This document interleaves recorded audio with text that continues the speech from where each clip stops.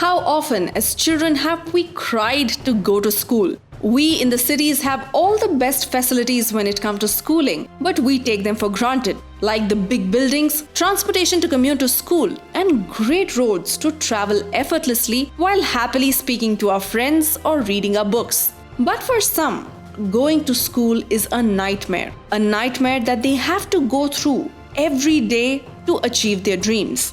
Today at Simbly Chumma, we are going to talk about kids across India who risk their lives every single day to go to school. Number 5. Jugaads in Rajasthan's Bharatpur. Thousands school students in Rajasthan's Bharatpur put their lives at risk traveling to school on jugaads or assembled vehicles, despite a Supreme Court order banning such vehicles across the country in February 2012. Jugaad is a curious contraption with a body of a cycle cart, the tires and engine of a motorcycle. There are more than 1,400 private-run and state government-aided schools in the district that use these vehicles to ferry students from their houses to schools and back. Students travel anywhere between 1 to 15 kilometers on these vehicles to reach their schools due to the lack of proper transportation in the rural area.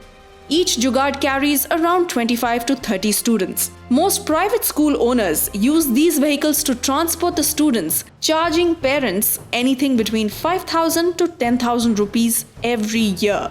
Since jugaads are unauthorized, drivers use link roads on national highways to ply these vehicles with little more than a kerosene or diesel pump engine strapped to a rickety quadricycle that often overturns, putting the lives of students at risk.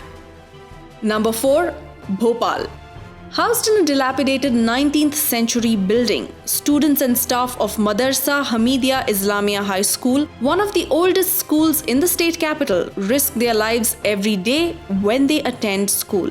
They had a narrow escape last monsoon when a portion of the building roof collapsed. Still, nobody wants to raise their voice, for they fear that any worsening of tussle between the Masjid Committee and the MP Waqf Board may lead to razing of the 19th century building, bringing down curtains on the school. Established in 1952, the school is situated barely 50 meters away from the Bhopal Municipal Corporation headquarters in Sadar Manzil, all of which was once a grand 7-acre palace complex. Since the near-fatal roof collapse last year, the levelling of adjoining Shifa Manzil complex has further weakened the stability of the structure. Number 3. Zipline, Uttarakhand. More than 300 students in search of a better future travel through this zipline in a hand-pulled carrier across the Gaula River in Uttarakhand in a small place called Jilla Nainital.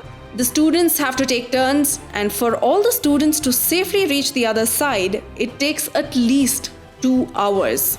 And in addition to that, as it is hand-pulled, in the rainy season, the risks increase manifold. The Indian government could find a solution for this problem soon by constructing a bridge across this river. Number 2. Treacherous Himalayan icebergs.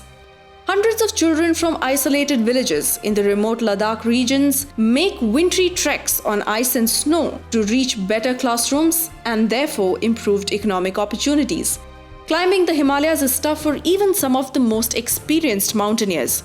These children do it every day in winter just to reach their village school. Often the ice layers are thin and there are high chances of these kids falling straight down into the deep frozen waters. The icy layers are also very slippery to walk on, but the spirit for education is much higher in the children of Zanskar. Number 1. Ichhapuram. Hundreds of students are forced to cross rivers such as Nagavali, Vamsadhara and Bahuda to reach school every day, as many villages are not connected with bus facilities. They risk their lives during rainy season when the rivers receive huge inflows from upstream areas. There are only a few bridges for the villages to have connectivity with nearby towns. The students, particularly girls, are forced to change uniforms after crossing the river as they cannot go with wet dresses. Carrying books, cycles and extra clothes in the river has become a Herculean task for them. Please do write to us about this. This video is meant to inform the uninformed, so please do share this with as many people as possible, for we need this to reach the right people to solve this problem. Do press the like button and subscribe to Simbly Chumma.